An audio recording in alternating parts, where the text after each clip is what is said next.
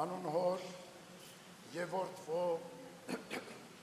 և հոգվոյն սրբո ամեն։ Ինչպես որ Քրիստոս մերերներից հարություն առավ հոր փառքով, նույնպես և մենք քայլենք նոր կյանքով։ Սիրելի հավատավոր ժողովուրդ, այսօր համախմբված եկեղեցիներում տոնում ենք մեր Տեր Հիսուս Քրիստոսի սուրբ և հրաշափառ հարությունը։ Փառավորում ենք Աստվածորդուն, որ մեր փրկության համար հանձնառավ ամեն զոհողություն, չարչարանքներ կրեց, խաչվեց, թաղվեց և հարություն առավ։ Փրկչի հարությամբ լուսավորվեց նոր կյանքի ճանապարհը։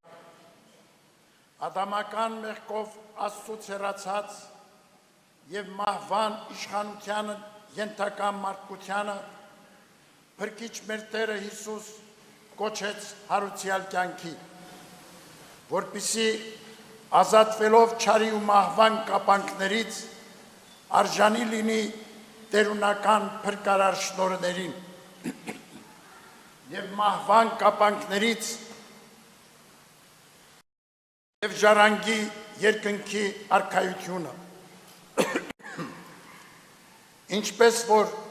Քրիստոս մեռելներից հարություն առավ հոր փառքով, նույնպես և մենք քայլենք նոր կյանքով։ Պատգամում է առաքյալը։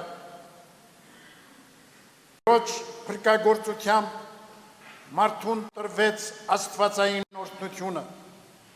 զղջումով վերադառնալու արերկնավոր հայրը և տառապանքների խավարից գտնելու վերհառնումի լուսավոր ուղին։ Քրիստոսապարգև հարուցյալ կյանքը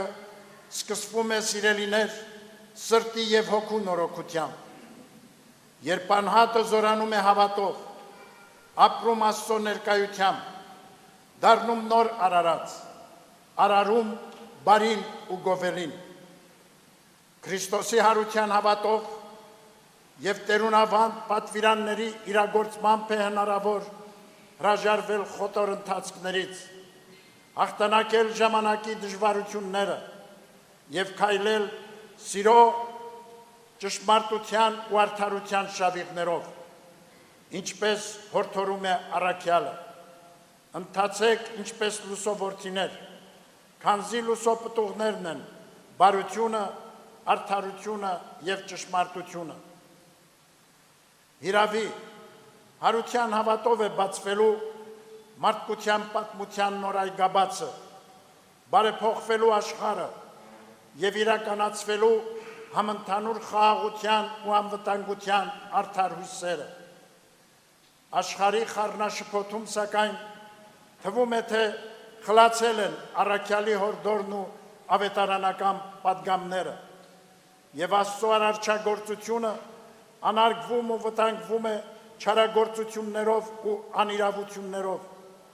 Մարդկության կյանք ալեկոծվում ու խորտակվում է հակամարտություններով, թշնամանքներով ու պատերազմներով։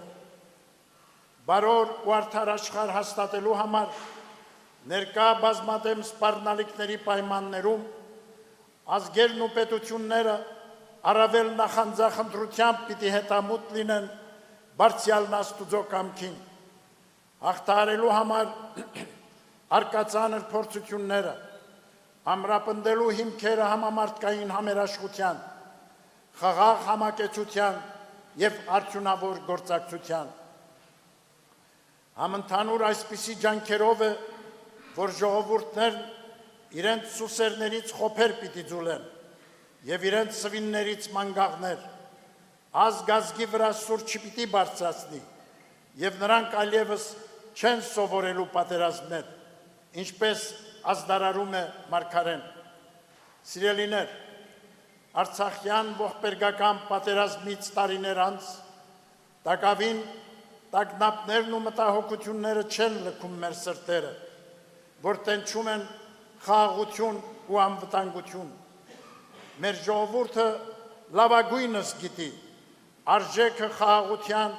ու անվտանգության, որի համար ազգի զավակները վճարել են իրենց կյանքով։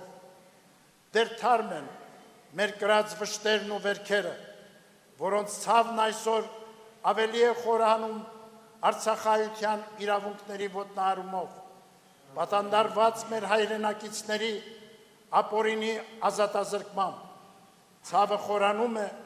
երբ շարունակվում է սերմանվել պառակտումի որոմը, երբ անտեսվում ու խեղաթյուրվում են նվիրական արժեքները, երբ գործադրվում է կամայական ունտրովի արդարադատություն և կեղծ ու շինծու մեղադրանքներով իշխանությունների կողմից բռնաճնշումներ են իրականացվում եկեղեցու նկատմամբ։